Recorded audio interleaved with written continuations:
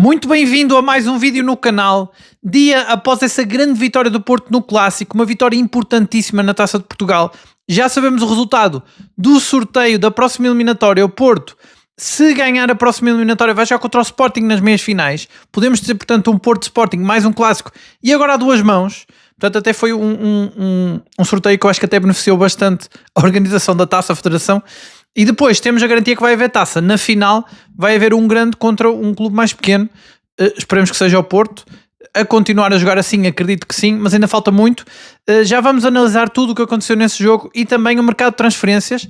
Há novidades em relação às transferências do Porto. Já vamos analisar tudo. Primeiro, apenas pedir que deixes o like para dar uma força aqui ao canal e também porque o teu like é muito importante para que o vídeo entregue para mais gente e que chegue a mais portistas, para também aumentar o número de, não só de visualizações, mas de comentários, que tem sido muito interessante. Já sabes que eu leio os comentários sempre todos, por isso deixa também a tua opinião.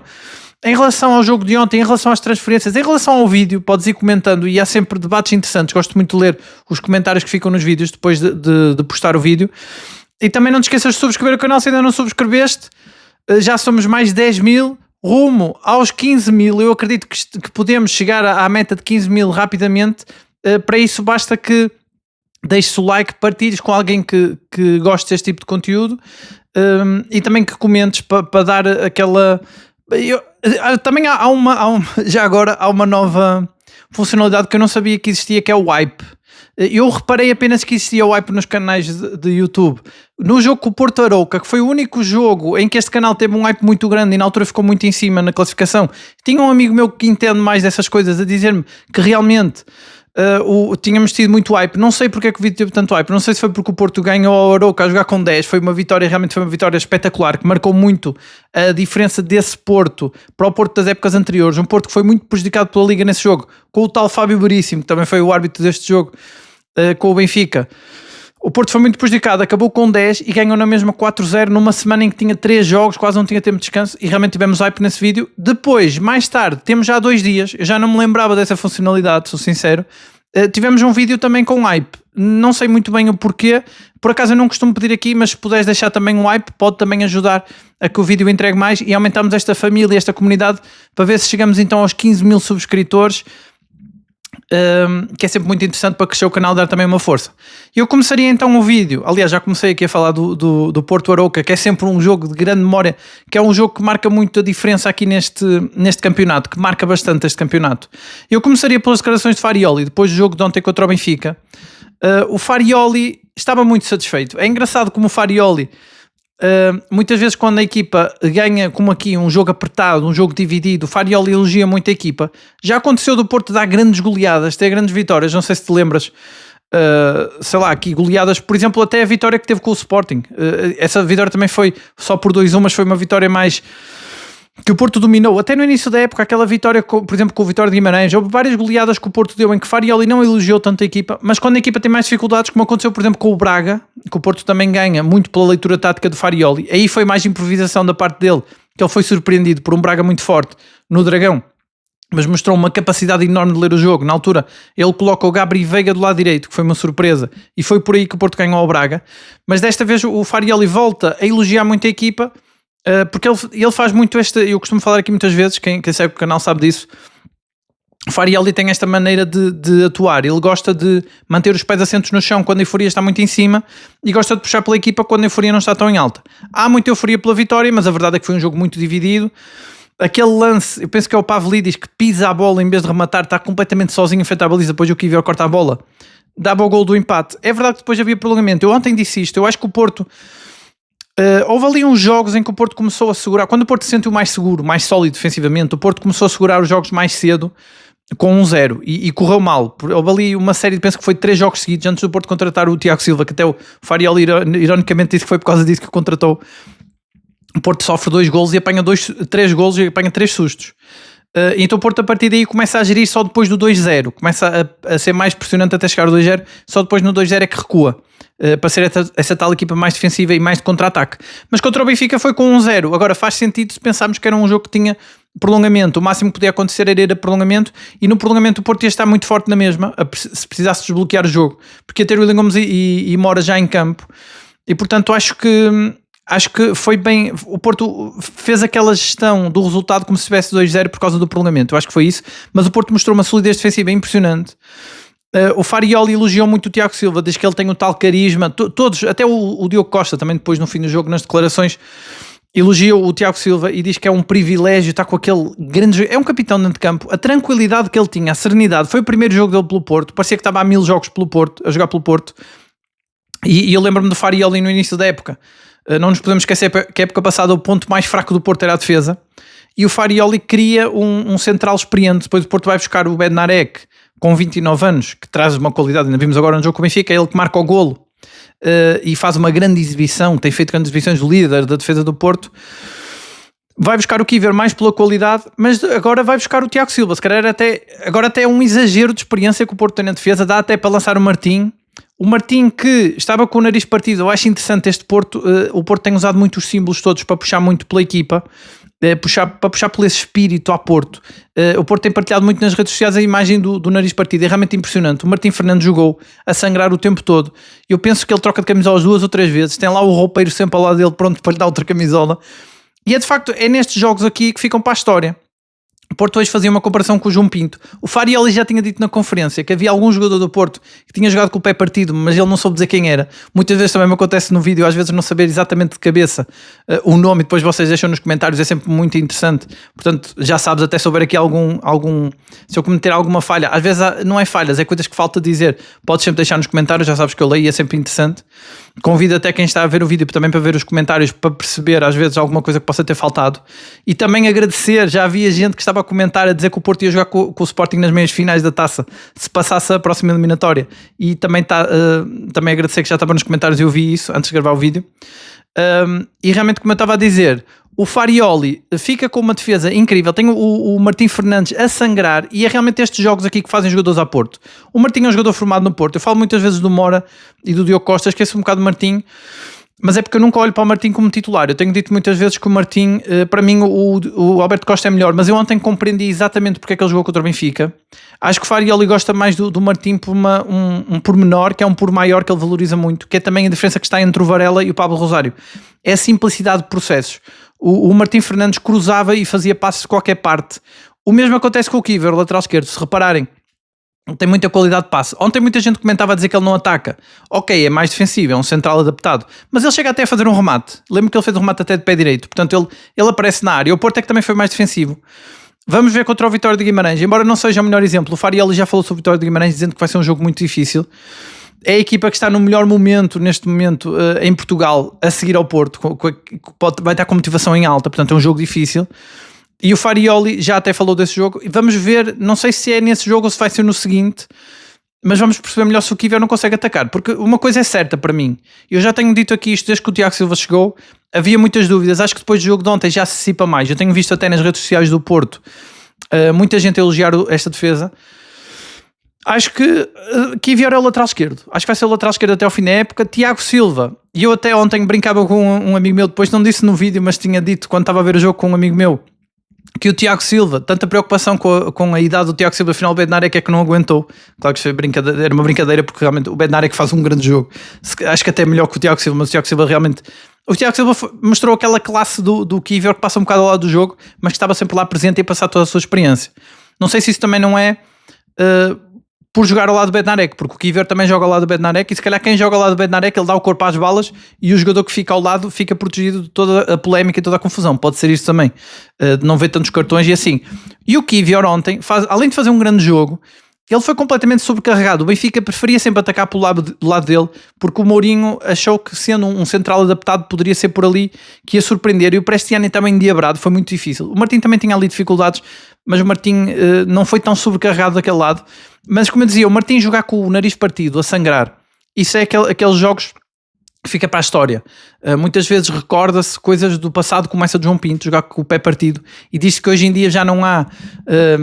como se diz, essa mística do Porto, e está aí a prova. Olha, Martim Fernandes, um jogador de 19 anos, formado no Porto, nova geração, a jogar naquelas condições, faz um grande jogo. Portanto, está aí um jogador ao Porto. Ele depois, o Porto pensa que posta uma foto até de João Pinto, antiga, com o Martim, e é realmente bonito ver. Não é bonito ver o jogador lesionado, era preferível que não estivesse, mas realmente mostra que está aí esse espírito, essa essência, e é isso que faz a diferença neste Porto. Eu já disse aqui que houve muitos jogos em que o Porto não foi superior, mas há uma coisa em que o Porto é sempre superior: intensidade. O Porto é sempre mais intenso, é o espírito da equipa. Portanto, é a capacidade de pressão do Porto, a intensidade sempre mais alta que o adversário. E a muralha defensiva é uma verdadeira muralha, está cada vez mais forte. Agora com o Pablo Rosário e o Tiago Silva, o Porto está com uma defesa intransponível. Nós vimos o Benfica, tentou tudo, não conseguiu. Não é verdade aquilo que o Mourinho dizia de que dominou o jogo e o Porto não atacou. Isso é mentira, o Porto tem muitas oportunidades. O Farioli também salienta isto na conferência. Ele a dizer que há várias jogadas do Porto que, se desse golo, estavam se calhar a ser partilhadas nos reels. Eu acho que ele tem razão. De facto houve ali oportunidades de golo que o Porto também teve. Agora o Porto defendeu porque quis, porque era estratégico, e tentou o contra-ataque. Quando tinha ali o PP, o Mora e o William Gomes, a ideia era o contra-ataque. E ontem disse que, para mim, Gabri Veiga faz um grande jogo. Eu acho que o Gabri Veiga arrisca muito. Temos que ver que o Porto estava sem nenhum dos dois desequilibradores, William Gomes e Mora. Borja Sainz estava muitas vezes recuado, e foi ao Gabri Veiga que se atribuiu o papel de ser mais desequilibrador, e portanto era normal que ele falhasse muito, porque estava a arriscar muito, mas eu acho que ele faz um bom jogo. Agora, para mim, o melhor em campo foi o Samu. Acho que o Samu jogou muito. Muita gente comentou o Pablo Rosário, concordo. Pablo Rosário, eu tenho dito aqui, o Pablo Rosário é impressionante. Ele é entrevistado no fim do jogo e ele diz que joga em qualquer posição. Para ele é indiferente jogar a central ou a médio. É impressionante a mentalidade dele. O Farioli ia dizer que o Pablo Rosário foi muitas vezes injustiçado e criticado injustamente. Bem, a verdade é que realmente houve algumas dúvidas em relação a ele. Também foi o reforço mais barato, não foi logo titular. Parecia que foi um remendo porque o Kenneth Taylor não quis vir para o Porto, mas realmente ele faz exibições impressionantes. Eu acho que o pior do Pablo Rosário foi a lateral direito. Ele faz a exibição a central do lado esquerdo contra o Benfica agora, e o Farioli, que é tão exigente com centrais de pé esquerdo, confia no Pablo Rosário para central de pé esquerdo, e realmente a forma como ele distribui o jogo, como ele destrói o jogo, é impressionante. Frolt, essa característica de destruir e construir o jogo é muito Frolt também, corre muito. Ontem alguém comentava que o Frolt ainda não parou de correr, já é uma piada recorrente. Realmente o Frolt tem uma capacidade física impressionante. O meio campo do Porto ganha muito com ele, e quando começa o contra-ataque, temos que esquecer agora, também tem o Frolt, que era o Mora e o Frolt. De salientar que ontem na bancada estavam a observar o jogo o Tottenham e o Atlético de Madrid. Isto não é por acaso, é preciso ter cuidado. Sabemos que o Atlético de Madrid quer o Mora e o Tottenham quer o Samu, e o Tottenham viu uma exibição do Samu que, para mim, o Samu colocou em respeito toda a defesa do Benfica. Mesmo quando o Porto está toda a defesa mais para trás, ele sozinho faz jogadas impressionantes. E portanto o Tottenham viu um grande Samu, e este Samu vale os 100 milhões da cláusula, eu acho. O Farioli no fim, na conferência, também não fez a coisa por menos, comparou o Samu ao Totti pela qualidade de passe. Isto é inacreditável. Se nós pensarmos no Porto início da época, em que toda a gente criticava o Samu, vejam como é que ele está agora. O treinador a compará-lo ao Totti, a dizer que ele vai ser um dos 5 melhores pontas de lança do mundo em muito pouco tempo, que ele tem muita capacidade de aprender. Acho que esse foi o fator principal para o Porto ter investido tanto nele. O Porto viu o talento, mas viu que ele não era um produto acabado. Até porque, como nós dizemos aqui muitas vezes, ele nunca passou, não tem formação de um clube grande, e está até lá agora, e está realmente impressionante. O Samu está numa forma, faz um jogo de costas para a baliza, impressionante. Ontem eu comentava que não sabia porque é que ele tinha visto amarelo. Já sei porquê. Ele postou nas redes sociais, mas depois apagou. Ainda fui a tempo de ver. Ele esfregou praticamente o símbolo do Porto na cara do Pavlidis, e ele postou a dizer respeito. E achei engraçado que ele apagou o post, e eu quase que imagino o Farioli a ligar para ele a dizer: Samu, por amor de Deus, apaga isso. Porque esta é a grande dificuldade do Samu. O Samu do Farioli tem que convencer o Samu, também a dificuldade do Samu, a ser mais equilibrado emocionalmente. Acho que é o próximo passo. O Samu explode muito, isso é bom, os adeptos gostam, eu também gosto de ver isso. É um jogador que sente o clube, que sente o jogo, mas depois tem problemas como quando falha muitos golos, começa a ficar afetado, como porque no jogo de ontem, claro que a atitude dele não era para ser expulso. Nestes jogos pode acontecer, só que o Porto claramente, como eu tinha dito ontem, estava preocupado com o árbitro, e deu para ver. O Farioli entrou em campo para segurar no Samu. Claramente foi estratégia de toda a equipa, e viu-se na cara do Bednarek a reprovar o Samu, porque claramente a equipa uniu-se e disseram no balneário: atenção que o árbitro é o Veríssimo, sabemos quem ele é, ninguém provoca o Veríssimo. E foi também por isso que foi um jogo tão correto. No fim, como eu dizia, no fim do jogo o Pavlidis até com tanto fair play a dar a bola ao Diogo Costa numa jogada que até podia ter dado golo, e eu acho que teve muito a ver com isso. Teve a ver com o Porto, que foi tão tão correto, com medo do árbitro, que acabou até por parecer um jogo fair play, e o jogo até foi facilitado para o Veríssimo, que no fim, em forma de, sei lá, eu iria dizer de agradecimento, mas acho que não, acho que é mesmo de incompetência, acaba por ainda prejudicar o Benfica com um canto que não marca e acabar logo o jogo. Portanto, razões de queixa até para o Benfica, mas acho, no cômputo geral, até foi uma boa arbitragem, mas o Porto estava com medo. E já sei porque é que só moveu amarelo, foi porque mostrou o símbolo ao Pavlidis e a dizer respeito. Não sei se ele disse isso no campo, mas escreveu na postagem que ele fez. E o Porto, já agora, já que estamos a falar de redes sociais, posta uma outra comparação que eu achei brutal, emocionante e tem a ver com o tal espírito deste Porto e com o campeonato para dedicar ao Jorge Costa. Lembro-me quando o Bednarek foi contratado, o Jorge Costa ainda era vivo, e ele apresenta o Bednarek e diz que o Bednarek é um jogador que vem com a atitude dele, ele passa-lhe quase o testemunho para ele. E o Bednarek ontem marca um gol ao Benfica que é praticamente igual. Vocês vejam o vídeo, depois convido-te a ver o vídeo, não sei se já viste, está nas redes sociais do Porto, não sei se está também no YouTube.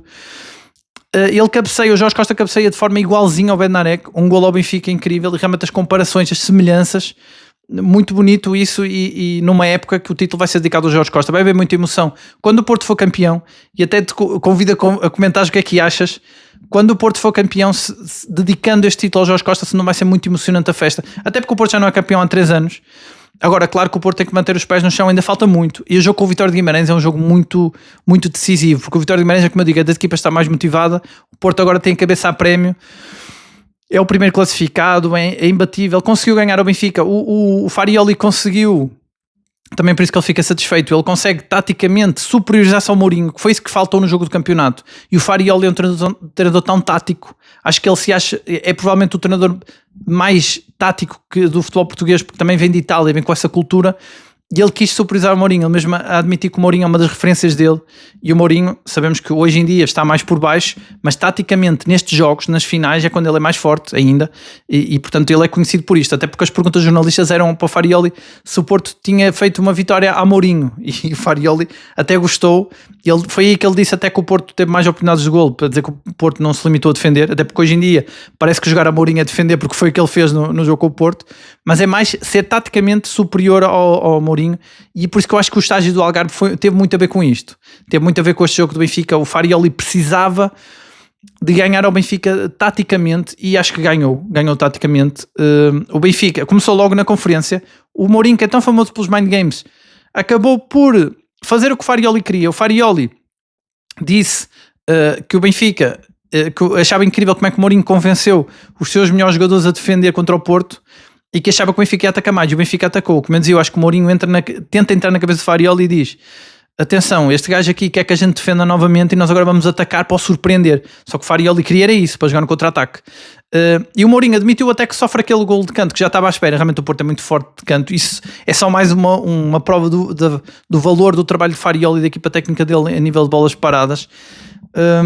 E depois o Mourinho, antes do jogo, tentou também os mind games, porque ele disse, e eu por acaso não me tinha percebido isso, o Porto também postou logo a resposta quando ganha, que é uma equipa muito fácil de ler, fácil de analisar, e o Porto depois concluiu, mas impossível de derrotar, ou difícil de derrotar. Realmente o Porto ganhou, mesmo sendo o Mourinho a dizer que é fácil de ler, mas eu acho que o Mourinho aqui também tentou, a dizer que o Porto era uma equipa fácil de ler, tentou que o Porto jogasse de forma diferente, tentou que o Porto desmontasse a sua solidez, que mudasse ali qualquer coisa. E o Farioli manteve-se firme, não mudou nada, manteve a estratégia firme, muito forte, Farioli, e acho que aqui também contribuiu muito ter o Vilas Boas como presidente, porque ele trabalhou com o Mourinho, sabe como é que é o Mourinho e pode alertar o Farioli com a sua experiência. Farioli, cuidado, não ouças o que o Mourinho está a dizer, porque ele quer é que tu mudes a tática.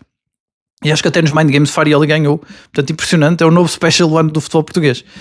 Agora, em relação às transferências, eu acho que o Porto está a demorar, mas acho que o Porto vai fechar as contratações agora mesmo. Vai ser esta semana. O Porto está a demorar mais porque o Porto, como eu dizia, o Porto teve dificuldades que não estava à espera no mercado de janeiro. O Farioli estava muito empolgado, achava que ia fechar todas as contratações antes do estágio, sendo depois do estágio o Porto já não tem que correr tanto, arriscar tanto as contratações. O Porto pode estar aqui à procura também de vendas. Por exemplo, hoje há uma proposta, penso que o espanhol avançou mesmo com uma proposta pelo Alarcón, estão muito interessados nele. Eu acho que o Porto deve deixá-lo sair, acho sinceramente, acho que o Farioli não apostou nele até aqui. Agora já tem Pietuzewski e acho que devia também deixar sair o Caramó, assumir o fracasso, porque o Caramó fica muito tempo no Porto, começa a ser visto como flop. Se ele sair logo, pelo menos por empréstimo, não fica tão mal, até porque o Porto fez tantas contratações boas, foi a única que falhou. Acho que seria o ideal, seria deixar o sair também. Mas, por exemplo, pode vender o Alarcón. Tem também propostas pelo Varela. O Varela ontem entra muito bem também, mas o Varela passou para um segundo plano.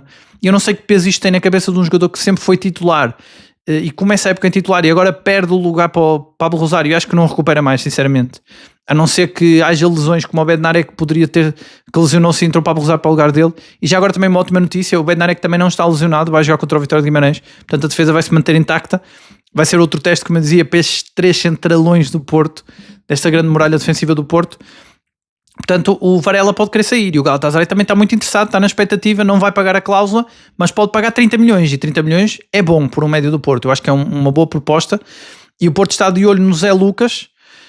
Ouvi falar também ontem do Ravi Guerra, que é eu fui pesquisar, é do Valência, mas o Ravi Guerra não me parece que seja... Eu não vejo características nele nem para ser Froholt, nem para ser Varela, não sei, vale o que vale. Eu continuo a achar que o Porto deveria avançar para o Mouzakitis, parece uma melhor opção.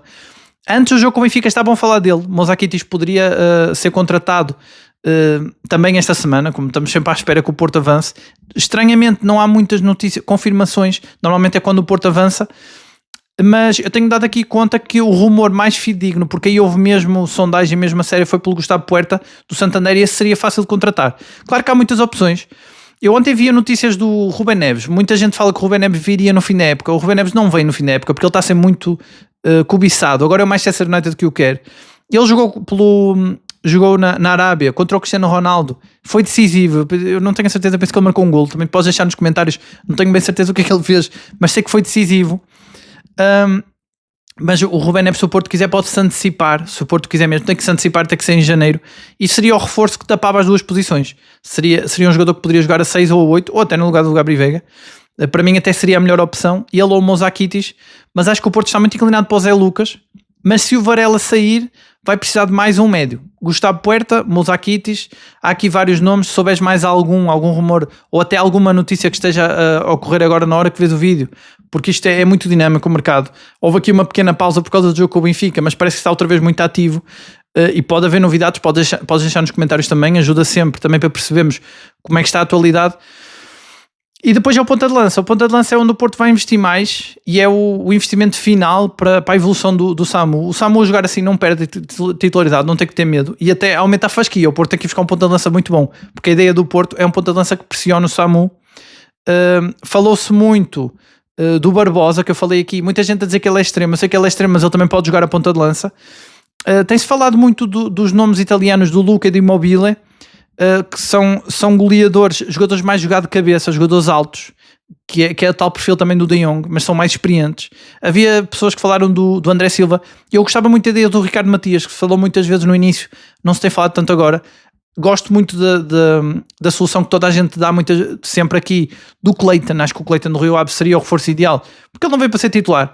Houve um desaparecimento do Denis Goul no jogo com o Benfica, também foi pelas características do jogo. O Porto queria contra-ataque, não ia lançar o Denis Goul, nem por cima o Samu estava a ser muito importante a segurar a defesa do Benfica, acho que foi por aí, mas não deixa de ter sido um desaparecimento do Denis Goul numa altura em que vai chegar um ponta de lança. Resta saber quem. Depois, em relação ao central, temos o Sedak Quinté, que eu falei aqui, que parece que o Porto está mesmo interessado em avançar para ele. Ele não é caro, 5 milhões. Agora, temos que olhar para o mercado, como eu digo aqui muitas vezes. É o mercado de janeiro, um jogador que vale 5 milhões, de repente o clube pode pedir 15 milhões. Não seria de estranhar o que aconteceu com o Piatusevski. E as negociações arrastam-se, mas o Porto quer um central de pé esquerdo. E nós temos que olhar sempre para aquilo que faz o Farioli. Ele ontem não lançou para Pites, estranhamente. Recua o Pablo Rosário, que também está a fazer um bom jogo. Foi mais estratégico. Também o jogo do Benfica não é bem o exemplo perfeito sobre as substituições de Farioli, mas acho que ele quer um central de pé esquerdo precisamente porque o Kiwior agora é o lateral esquerdo dele, vai ser até o fim da época. Francisco Moura, claro que vai render muitas vezes quando for preciso ter algum central e o Kiwior voltar para o meio, ou até para render o Kiwior, mas o Kiwior vai ser o titular na lateral esquerda, tenho poucas dúvidas disso. Ele foi muito prático a sair a jogar, muita qualidade na posse de bola, como ele sempre tem, e fechou completamente o corredor esquerdo. É tudo o que o Farioli quer, e depois dá mais liberdade na frente. Depois na frente o Farioli inventa, se for preciso mete o Piatusevski. Por exemplo, o miúdo Piatusevski agora tem muito mais espaço para crescer. Ele é também é tipo um William Gomes que vai ficar do lado esquerdo, com muita qualidade técnica, pode perder mais bolas, que atrás está um Kiwior que vai segurá-lo, principalmente nos jogos de campeonato com equipas médias baixas. Acho que é muito interessante ter o Kiwior lateral esquerdo. E aquilo que eu digo, neste momento, Kiwior é o melhor lateral esquerdo do Porto e é defesa central. Portanto, isto diz muito sobre a qualidade dos laterais esquerdos, o Zaidu e o Francisco Moura. Acho que não são tão bons. Francisco Moura, como eu disse, ele começou a época mal, também vinha de lesão, depois foi melhorando. Contra o Famalicão faz o melhor jogo contra a sua ex-equipa. Depois vai sendo regular, mas acho que o Kiwior acho que vai dar mais ali do lado esquerdo, até porque ele já tem a tal ligação com o Benarek. E o Porto pode ter aqui novas dinâmicas que também surpreendem o adversário, ajuda bastante. O Porto pode ter jogos com 3 centrais, só 3 defesas, o Tiago Silva, Bednarek e Kiwior, que já garante tudo ali na defesa, com o Pablo Rosário a ajudar a defender, acho que pode depois arriscar mais com os outros jogadores mais para a frente.